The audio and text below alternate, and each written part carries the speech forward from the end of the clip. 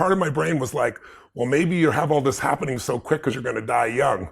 And I literally became obsessed with not just getting hit by a truck or something. It was cancer. I was going to wilt away. I don't know where it came from. And I knew better intellectually, but it was there. And then the first time it entered my life was before 31. It entered my life through someone else, my girlfriend. And she came home crying uncontrollably. And Jay, I mean, she was like, what is it? What is it? My mom.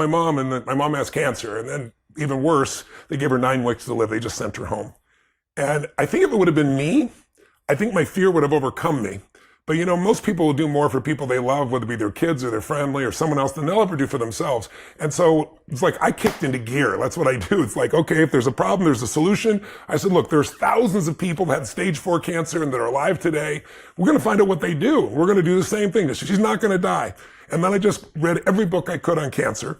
And I came across this one book called One Answer to Cancer. It's not the book I'd recommend today because there's so many better ones today, but it was written by this dentist who had pancreatic cancer, which is the most vicious cancer of all. He was given 6 weeks to live, and this is 12 years later, and he's alive. And so he laid out what he did to cleanse his body, which sounded radical in those days, pancreatic enzymes. So I went to this woman, her name was Jenny. She was in her 40s. And I said, Jenny, you know I know you don't want to die. I said, but just going home and do nothing, why don't you read this book? This guy was in worse shape than you, and see if you wanted to apply this. And she read it, and she got inspired. And I gave her As a Man Thinketh to kind of work on her head a little bit. Anyway, long story short, within about 3 weeks, she had a tumor that was protruding in her shoulder and then one in her feminine organs. And you couldn't see anything 3 weeks later in her shoulder.